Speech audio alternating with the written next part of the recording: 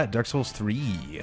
So that was the debut trailer. Unfortunately, not a huge debut because we knew it was coming. So there is that. That is unfortunate. That I think if people had seen that trailer and not know what it was, I mean, maybe the music and the publishing company at the beginning kind of like certainly set you up for it. But yeah, I think it's pretty cool. Kyle, I'm probably going to throw it over to you because you really had a big reaction to this trailer, and I'm curious what that reaction was.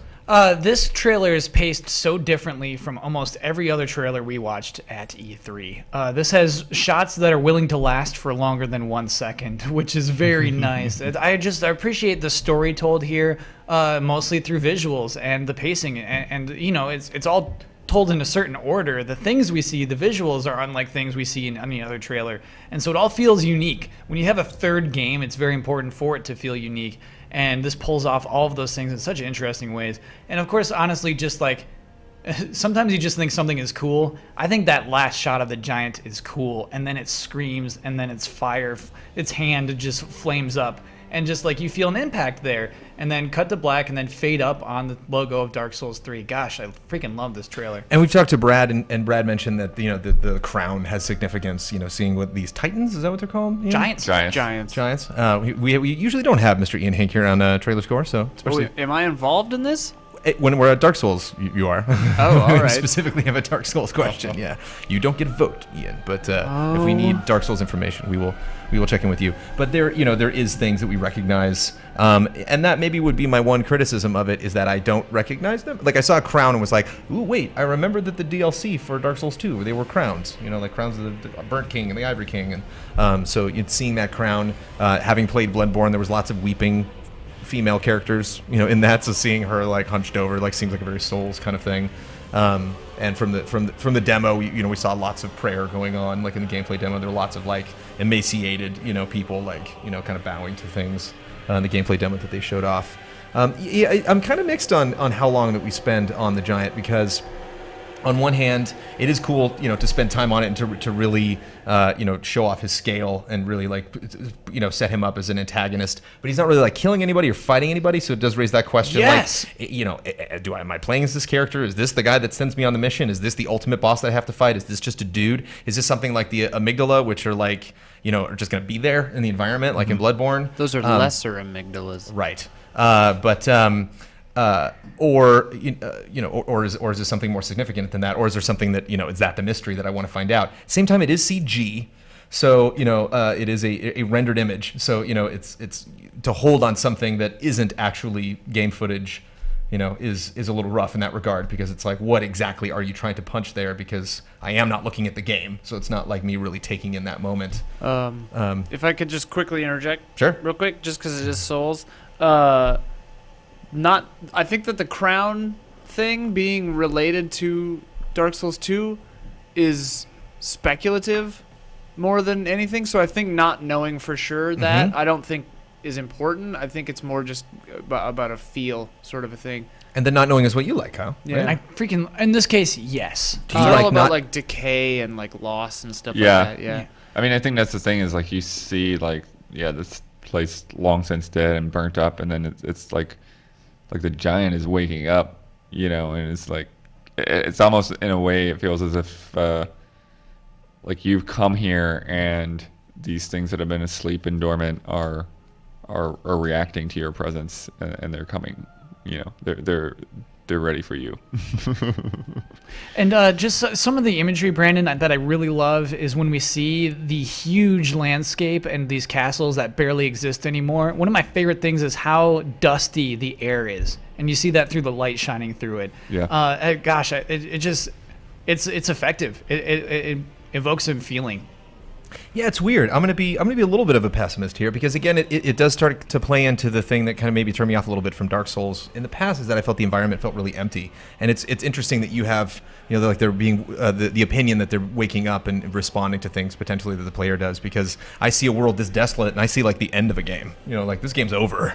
Like we went into this world, we conquered. Well, it's a third game. Done. It's a third game. Like you have Correct. you got to start somewhere. Like unusual to what you started the first two games. Right.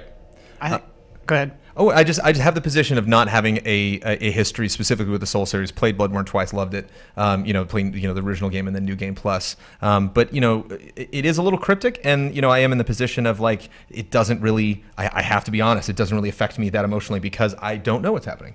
And on one hand, you're like, oh, he's waking up from a long sleep, and it's like, well, nothing's really crumbling off of him. It's not like he's like coming out of a mountain or like a tree grew on his arm that he knocks off. Like maybe he wakes up every day. Maybe this is just literally him. It's kind of like, all right, time to get fire food. Sort of more to that point too. The first area that they show, I think here in a second, it looks kind of like a combination. Yeah, it looks like the kiln of the first flame, which is one of the last areas or the last area in Dark Souls, and it also kind of looks like a crumbled Anor Londo. And like that bridge in the distance is reminiscent of several areas. So like it is calling upon these ideas. Yeah, the idea of Anor Londo just in ruins is so interesting to me. Something like Anor Londo. I'm jazzed about it.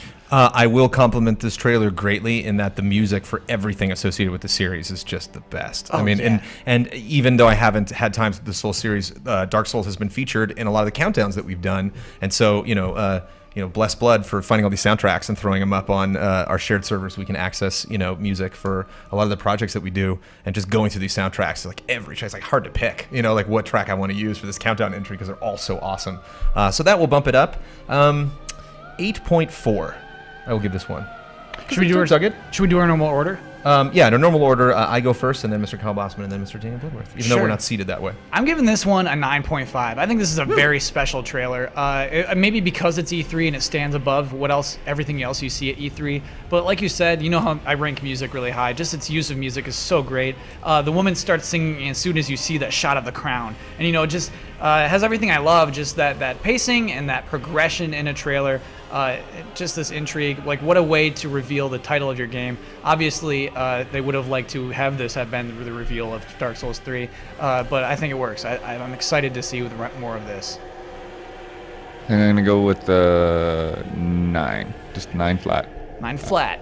I think it is kind of emotionally powerful, and it doesn't really tell us a whole lot other than setting the mood and the landscape.